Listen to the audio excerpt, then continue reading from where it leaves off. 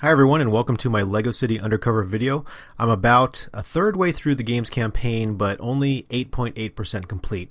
So let's see what I've done.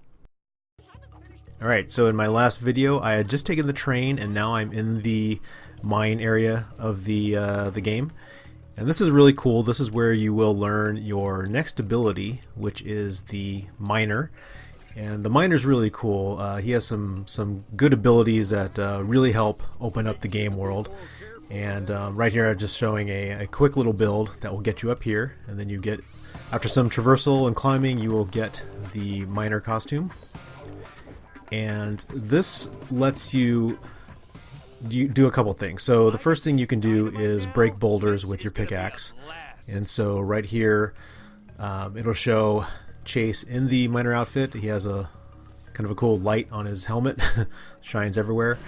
And here you can break apart boulders, and there are side quests that are attached to that. So there are piles around the city that you can destroy that will give you gold bricks. And this is another neat ability of the miner, is that you put these machines together, and they're also found throughout the game world, and you'll put a little piece of Lego inside it, and you will get a bundle of dynamite. And anywhere you see these little, let me get the dynamite, and anywhere you see these little barrels sitting next to contraptions or what have you, you can put the dynamite in there and it will blow them up and unlock either new areas or give you bricks or whatever may be hidden throughout the world. So that's kind of cool. The Technic gears move this over and drops it and will allow you to reach a new part of the stage. So that's really cool. And this is another neat little almost like a mini game. So you jump here and you're in a free fall, and you just control chase and collect as many pieces of Lego as you can. And something I didn't realize until a few missions in, well actually this is kind of funny. I ran into a bit of a bug and I thought, oh shoot, I might have soft crashed the game, but I was able to get off that little platform before anything happened. Here's kind of another fun little super build. Just a gondola, which will take you deeper into the mine.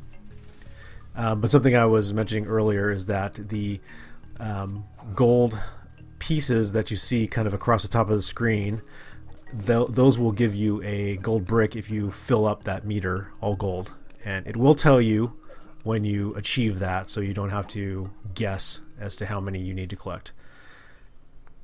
So this is fun too. You can build a fishing rod and fish, and catching fish will aid you in unlocking other areas and completing quests. So, and it's not painful. You just wait there and then you hit A repeatedly and you will catch a fish. So unlike a lot of other games that have fishing mini games in them, this is pretty painless and kind of fun. This is a direct I want to say rip, but yeah, it's just like Grand Theft Auto, and you can build these ramps to do jumps off of, which are really cool. Those will unlock gold bricks, unlock costumes usually. Like this one right here, and Duke Huckleberry. You collect all your stuff, get a gold brick for that, and then jump across them. You can collect things in the air. I don't know if there's any quest attached to these, but yeah, you can.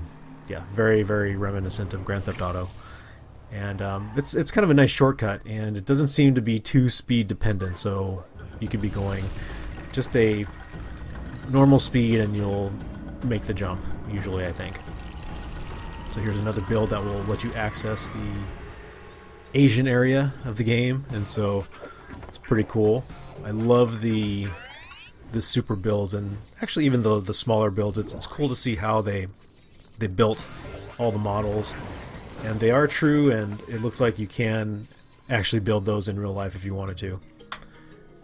Here's a little puzzle, and you tilt the gamepad to steer the marble through this little labyrinth.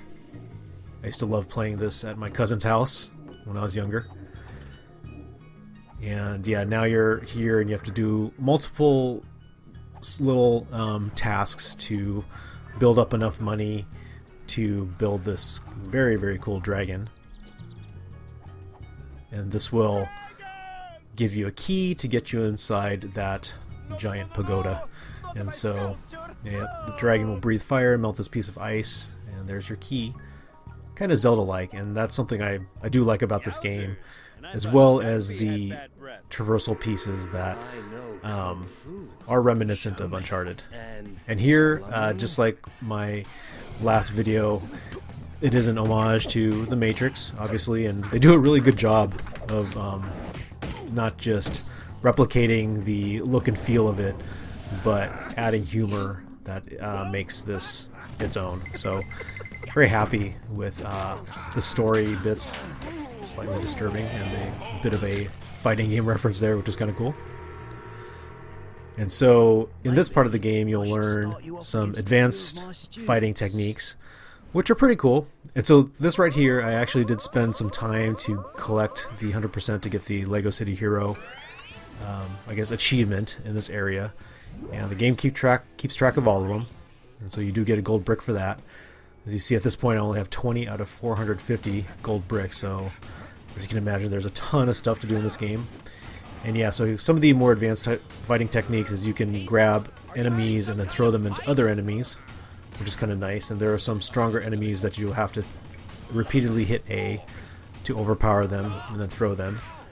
And you can get combos by arresting enemies in order, and I think if you don't get hit, the multiplier keeps going. And so here you get your Undercover outfit. And another thing I like in the driving portions of this game is that if you break apart Lego structures as you're driving, and most of them will not do damage to your car, but if you do that, you build up a multiplier. So it makes driving around pretty fun and gives you something to do. And this right here, I used a code from the internet to unlock these bonus stages.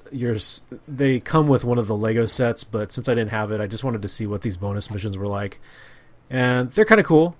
Nothing too special. A lot of these are just kind of taking the cars, or chasing another car, or taking another car to a garage slash chop shop, I guess. And so, yeah, they threw these in here. You can unlock them through, actual Lego sets, which I think is nice. So, and this game actually got me curious to check out some of the Lego sets that are available, the Lego City sets. There I go, jumping a semi. Oh, and this is another cool thing. Sorry I'm all over the place, but I kind of did a lot of cuts. But there's I believe a Cheep from Zelda, not Zelda, but Mario, about to get eaten by a shark, and the big one comes and saves him. So there's, because this is a Wii U exclusive, Nintendo and TT Fusion were able to put in some Nintendo-specific references throughout the game, which I thought was a really nice touch. And right here is where you get your next ability with the communicator, and it lets you scan the area for conversations and helps you along with the campaign. And there's just some throwaway ones that are funny to listen to. So another use of the gamepad that I don't know, it doesn't really add anything, but I guess it makes it was a good example of how to use the gamepad early on in the Wii U life cycle. And so those spots are where you can listen to other conversations going on throughout the game world. This is kind of cool. You can get skateboards. It's another nice little way to get around, even though this is funny. I have a lot of trouble controlling it. Cops jumping out of my way. And I'm like, okay, that's enough. Jump off. And a bit of a, I guess, homage to games like DDR and Beatmania. You can do these little activities where you DJ and scratch, and you just have to press the arrows or the left thumbstick in the right direction with the right timing. It's not very picky about timing either, so they're very easy, but nice little distraction. Earlier in the game, you ride a mechanical bull and have to do a very similar thing. And so, yeah, these little tasks you have to do to move on in the story. And yeah, and then I like this next fight because there's a bunch of characters, Lego characters in costume. And so I think it's very colorful and kind of fun to watch. and I'm kind of looking forward to customizing my character a little more, which I'm hoping you can do. I'm guessing you can. But yeah. And then this right here, which is also part of the campaign, but once you're done through this rooftop chase, and a little later you unlock free running activities, or parkour.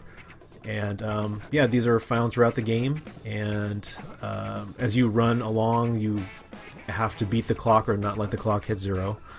And so I thought those are cool. And here's another thing you can do is find these silver statues throughout the game and blow them up with the miner's dynamite.